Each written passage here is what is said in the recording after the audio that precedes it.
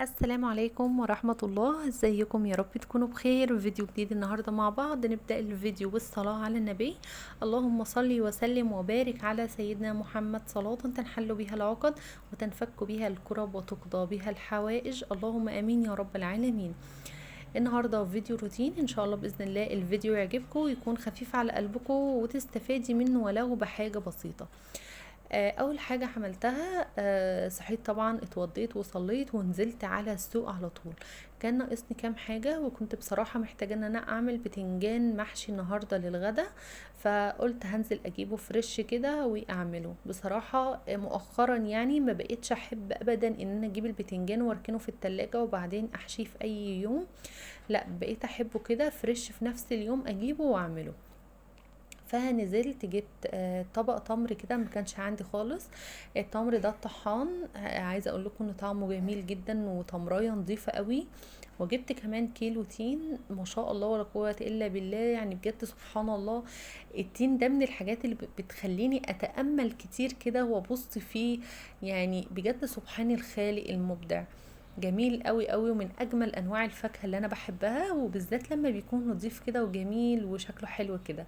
طبعا التين من الحاجات اللي هي يعني عمرها الافتراضي قصير جدا، فبجيب مثلا كيلو واحد، مثلا ناكل منه مثلا بعد الغدا وفي العشاء مثلا بالليل. يعني اجيب الباقي كده في طبق ولا حاجة وخلاص، انما ما بحبهوش ابدا يفضل عندي في التلاجة يعني اكتر من يوم كده. بصراحة بيكون جميل قوي. فجبت بقى كيلو بالشكل اللي انتوا شايفينه ده ما شاء الله يعني، وجبت بقى نص فلفل وجبت كيلو ونص خيار وكيلو جزر. وجبت كيلو بتنجان للمحشي. واللهم صل على سيدنا محمد. وجبت خضرة وجبت برتقان. طبعا كل الحاجات اللي انا جبتها دي هبدأ ان انا اغسلها دلوقتي. انا ماشية بمبدأ غسيل الخضار ده من سنين يعني. لازم بدخل الحاجة التلاجة نظيفة وزي الفل.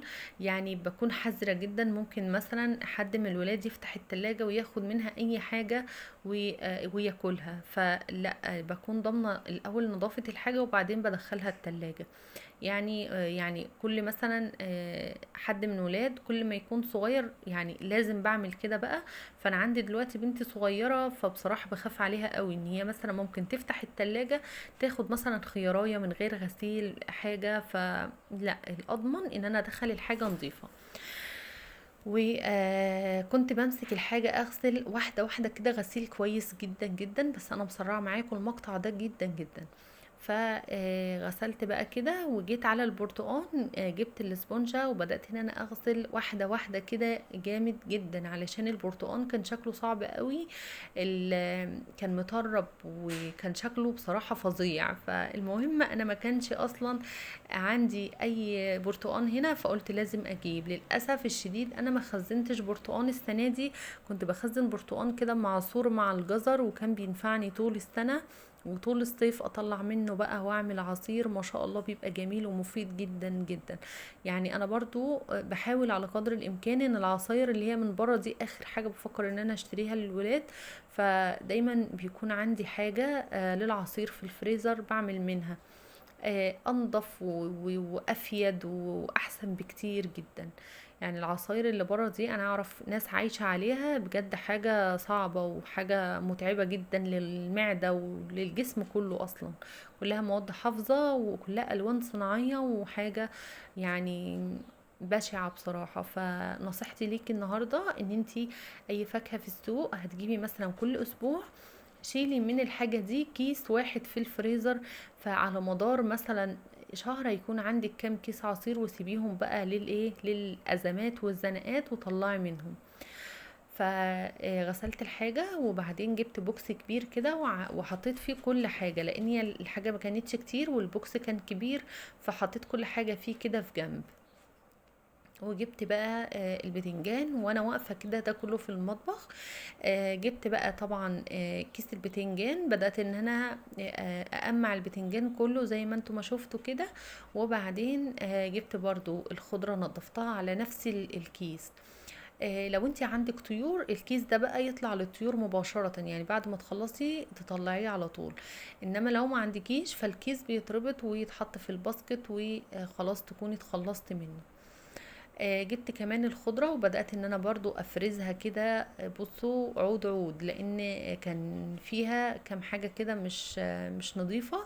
فبدأت ان انا اتخلص منها. وطبعا الخضرة من الحاجات اللي انا بحب انقعها وقت كافي. اي ورقيات لازم بنقعها وقت كافي جدا، لان بتكون شايلة بقى تراب وكيماويات وحاجات من الحاجات دي. فحابه ان انت تحطي نقطه خل في الميه، حطي. لو انت مثلا عندك ليمونه كده، نص ليمونه في التلاجة ولا حاجه، كعادتنا كمصريين يعني.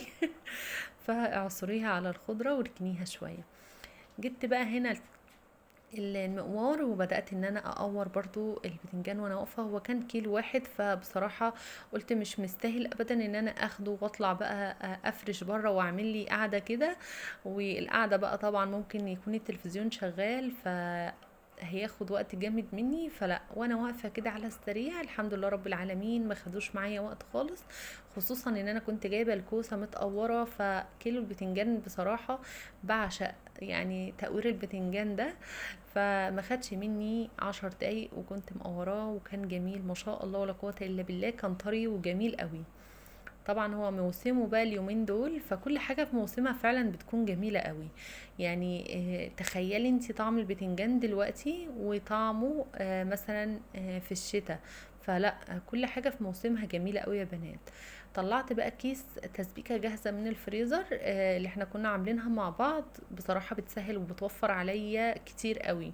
كنت لسه بقى هقطع بصل، وكنت لسه هفرم طماطم وكده. فلا، كام خطوة في كيس واحد اهوت، فبتوفر كتير.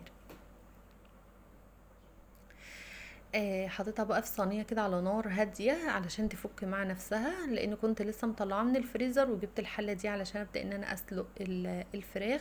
بس كنت هسويها كده في البخار الاول وبعدين اضيف ليها الميه. جبت كده معلقه سمنه بلدي، حطيت فيها ورقتين لورا، فصين حبهان، بصلتين صغيرين كده، وطماطميه. وبدأت بقى ان انا اشوحهم. التشويح بتاع التوابل ده بينزل كده ريحتها بعد ما تتحمص، بتكون احلى بكتير جدا جدا. جربوا الخطوة دي بجد، بتفرق في طعم الشوربة. حطيت بقى الفراخ بالشكل ده. طبعا كنت غسلاها كويس قوي، وبعدين صفيتها ونزلت بيها زي ما انتم ما شايفين. حطيت طبعا الملح، وحطيت رشة لا تذكر من الفلفل الاسمر، برضو بتطعم الشوربة قوي.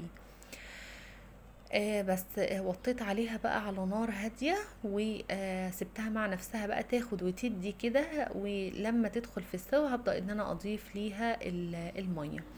هنا بقى طبعا زودت بقى الرز للتسبيكة بعد ما فكت واي سوائل منها اتبخرت. وبدأت ان انا اشوحه بالشكل ده. طبعا لازم يعني خطوة التشويح عندي بتاعة المحشي دي بتفرق جدا يا جماعة في فرفرة الرز نفسه جوه صباع المحشي كده، فبيكون طعمها مختلف جدا عن ما تكوني عاملة كله كده يعني على بعضه كده. طبعا اللهم صل على سيدنا محمد. حطيت بقى التوابل على الخلطة بتاعة المحشي. حطيت فلفل اسمر و7 بهارات، كمية قليلة جدا. بصراحة كل ما التوابل كانت في الصيف ده خفيفة، كل ما كانت احلى بكتير. وطعم الاكل يا جماعة بيكون تحفة على فكرة. يعني كل ما كانت التوابل قليلة، كل ما انت بتستمتعي اصلا بطعم جميل. او التوابل الكتير بتغير طعم الاكل. جبت بقى الكبة اليدوية بتاعتي التحفة الروعة دي، بجد عايزة اقول لكم انها تحفة. بقت ايدي ورجلي في الفترة الاخيرة دي. ففرمت فيها الخضرة زي ما انتم ما شايفين، بتقطعها تحفة على فكرة يا بنات. فاتمنى ان انتوا تكونوا شفتوا الفيديو بتاع فرم البصل، وان انتوا تشتروها. سعرها على فكرة قليل جدا وبتنفع قوي. فخلصت كمان المحشي زي ما انتم شايفين، وبدأت ان انا اسوي. عايزه اقول لكم ان النور كان قطع وانا بسوي المحشي. فهنا كنت بقى بصور بالفلاش، كان في بقى ايه، يعني في حاجة مش مظبوطة في المقطع ده. كنت مطلعة عندي في الفريزر، كان في طاجن بسلة باللحمة. فطلعته، حطيته في الفرن، فك بقى وسخن كده، وما شاء الله زي ما انتم ما شايفين كان شكله في منتهى الجمال، كان طعمه حلو قوي. اكن لسه عاملاه فريش. فان شاء الله باذن الله هعمل معاكم فيديو جميل جدا قريب، فيديو للمرأة العاملة. هجهز معاكي شوية حاجات هتطلعيهم اكنك لسه عاملاهم في وقتها. هتتعبي يوم واحد في الاسبوع قصاد 7 ايام في الاسبوع، هتيجي اصلا يدوب تسخني. وزي ما شفتوا بقى البتنجان كان ما شاء الله حلو جدا، والملوخية كان الأكل أصلا زي العسل. الحمد لله رب العالمين، ربنا يا رب يديمها علينا نعمة ويحفظها من الزوال. بعد الغدا طبعا شربت شاي وقعدت شوية، وبعدين قلت ادخل بقى على المطبخ علشان اشطبه. غسلت المواعين وغسلت البوتاجاز، والدنيا كانت حواليا زي الفل ما شاء الله. ودي بقى الراحة النفسية بالنسبة لي، ان اليوم بتاعي ينتهي كده واكون يعني المطبخ مخلياه زي الفل. هنا كان باقي شوية ملوخية من الملوخية اللي كنت عاملاها للغدا.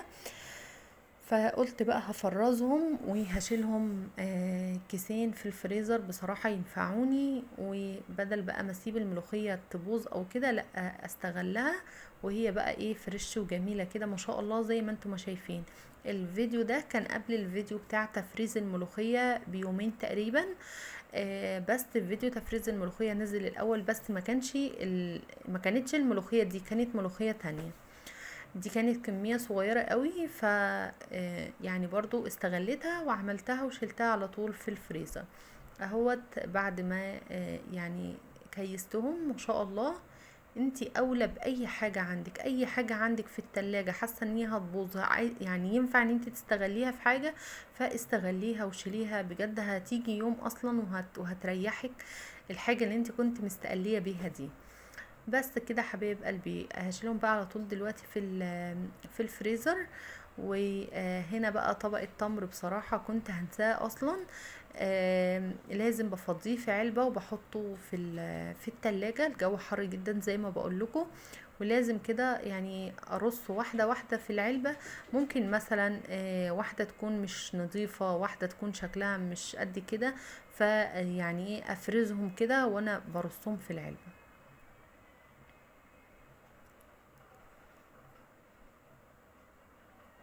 هي ديت ما كانتش كويسة يعني فشلتها. برضو زي ما بقول لكم، يعني لو انت عندك ولاد وبيفتحوا التلاجة وكده، فلازم تكوني يعني حاطه كل حاجه في التلاجة نظيفه وزي الفل. لان مثلا لو انت فضيتي الطبق كده بشكل عشوائي وخلاص، ممكن مثلا بنتك او ابنك يجي ياخد مثلا اللي هي مش كويسه دي. فعلى ايه، فهتتعبي شويه، انما كل حاجه عندك هتكون منظمه كده ونظيفه ما شاء الله ولا قوه الا بالله. هنا كان اخر اليوم، وقلت بقى بعد تعب يوم طويل اقعد كده مع نفسي شويه، اكافئ نفسي واقول لها شكرا على اللي عملته فيك النهارده. من اول ما صحيت الصبح وكنت بصراحة يعني راحة جاية كده طول اليوم، الحمد لله رب العالمين. يا رب يا رب ما ننحرم ابدا ابدا من صحتنا ونفضل نعمل. بجد دي نعمة كبيرة يا بنات، نعمة كبيرة جدا من عند ربنا. الحمد لله ربنا يا رب يديمها علينا.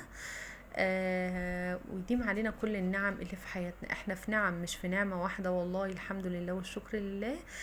فعملت كده فنجان قهوة، ودي بصوا كل السعادة بالنسبة لي.